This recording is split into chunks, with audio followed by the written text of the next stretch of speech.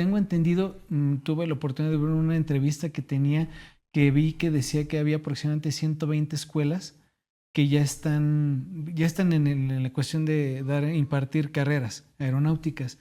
Y mencionaba ahí que ahora es la exigencia de decirle a las escuelas, oye, ¿sabes qué? Antes de que empiece el alumno su escuela, sus clases, que presente el examen médico para que luego no me digas a mí, como medicina de aviación, yo ya cobré las mensualidades, inscripciones. ¿Nos podría decir algo de eso, de que los alumnos, para que los que nos escuchan, que nos están viendo y que quieran y estén pensando iniciar alguna carrera aeronáutica, que vean cómo es el proceso de medicina? Sí, muchas gracias. Esa pregunta es bastante interesante, porque fíjate que las escuelas heredamos también muchos vicios. El tema de las escuelas no la regulamos medicina, la regula la otra dirección de certificación de licencias, Okay. quien les autoriza los planes y programas y cosas de ese tipo. Pero dentro del reglamento de licencias está que es obligación, antes de inscribirlo, hacerle un examen médico.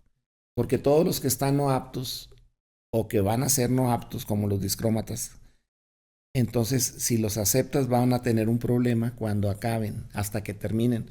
Es hasta cuando los vemos. Sí. Y entonces los vamos a dar no aptos sin piedad. Y si son cosas que se pueden corregir, el sobrepeso o algún trastorno que se pueda corregir después de algunas terapias, va a regresar y lo vamos a dar apto. No hay tema. El tema más que nada es que del 7 al 10% de la población mundial es discrómata.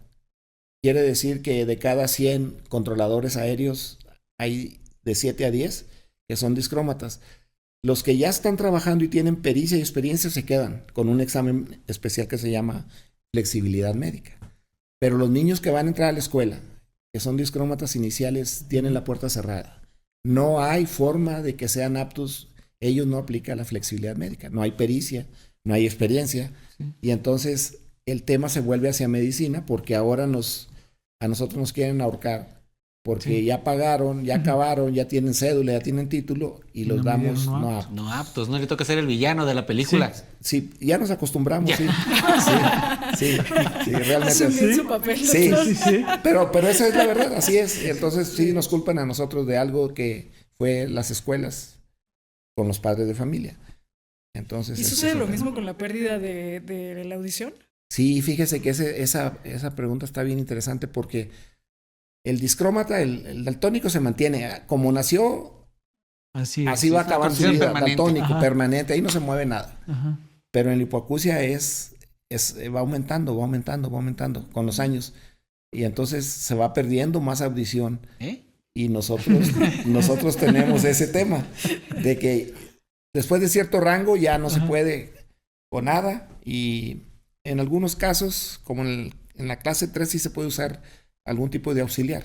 No en todos los casos, pero en la clase 3 sí, en el 1 y 2 no. Entonces, cuando ya no escuchas, es momento de irte y puedes usar auxiliar para tu vida social, pero ya no en aeronáutica.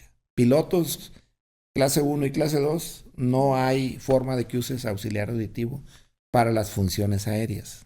Los sobrecargos que son personal de vuelo, ¿ellos sí pueden usar? Ellos pueden usar.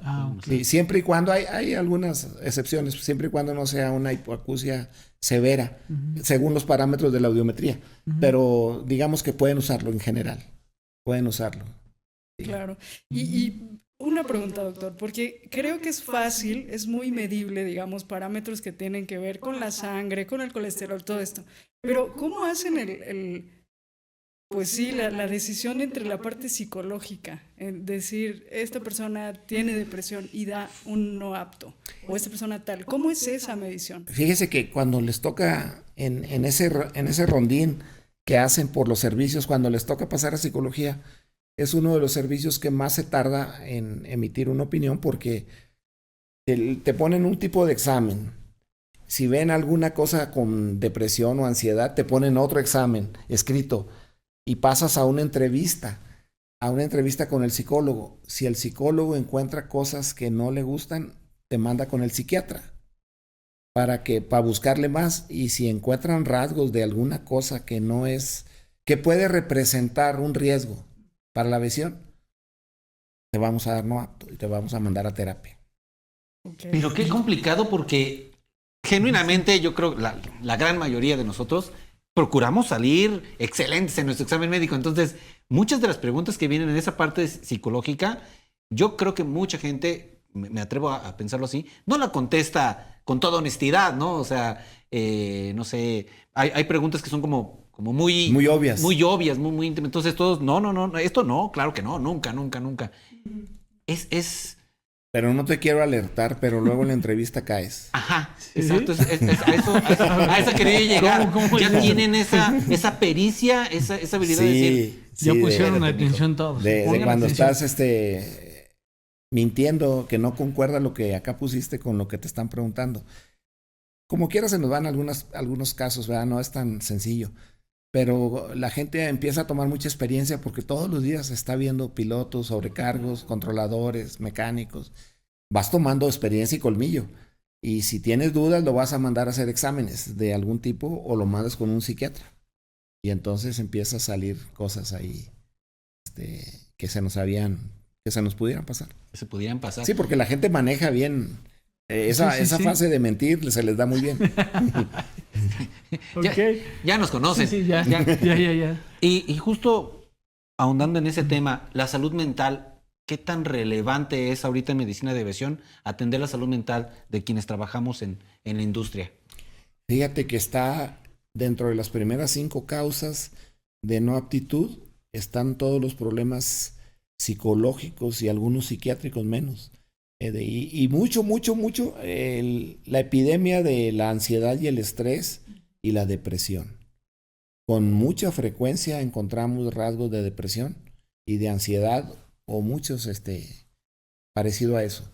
Y tenemos como cierto temor fundado de que darle una responsabilidad a alguien que está pensando en matarse o en ir a estrellar un avión, como nos lo han dicho, pues no es cosa fácil. Darle el apto solo porque te cae bien. ¿Y qué sucedería con el médico? Que, o sea, ¿hay alguna consecuencia o alguna cosa así? Porque me surge la duda. Si un médico da, es decir, le da la aptitud a alguien que después comete alguna cosa pues, fuera de las funciones. Esa es la espada de Damocles que tenemos siempre sobre nuestro cuello. Cuando hay un accidente, ¿sabe lo que decimos en medicina? ¿Quién lo dio apto? Ese es el tema. Sí. ¿Quién lo dio apto? Pues, digo, tienes una salida porque cuando tú lo viste no estaba así, pero siempre hay una responsabilidad muy grande que precisamente cuando la gente dice, ayúdeme, écheme la mano, mire que yo mantengo una familia y usted me va a dejar sin trabajo, por favor. Y si se cae el avión o usted hace que choque los aviones, que se junten de más, el que la dio apto es el del problema. Así de fácil. Ese es el de la responsabilidad jurídica. Sí, totalmente, sí. Y aparte también las demandas cuando quedan ustedes inconformes con los dictámenes que nos demandan. El que lo dio no apto tiene que demostrar por qué lo dio no apto. Y doctor la pregunta ahorita que se llama Mike es cierto. Cuando tenemos, yo, el ejemplo, podría tener mis triglicéridos altos. Y me preparo con mi forma de alimentarme, mi agua, toda esa parte, ¿no? Pero decían ahorita, es cierto, ¿qué pasa cuando no lo vivimos? La gente que son controladores, pilotos y todo eso, tenemos la pérdida de algún ser querido. Ahí, ¿cómo podríamos llegar? Tenemos el evento y tenemos en una semana el examen médico. Vamos a tener, yo creo que sí, una afectación, no sé, tristeza, depresión. ¿Ustedes toman en cuenta esa parte y decir, bueno, tuvo una pérdida? ¿Y como que cambia el parámetro o es igual No. siempre? Te voy a contestar muy desalmadamente. Si tienes un problema de esos, yo te pregunto, ¿deberías de estar trabajando si te sientes muy mal? No. No deberías de estar trabajando. Entonces el tema es ese, el tema es que no es que seamos insensibles, porque también a nosotros nos pasan cosas de ese tipo, no nomás a ustedes. El tema es que si no estás en las mejores condiciones para desarrollarte, deberías de ser bien honesto y decir, oiga, pues me saco una licencia o algo. Pero nos dejan la responsabilidad a nosotros y aparte la carga de decir, es que usted me dio no apto.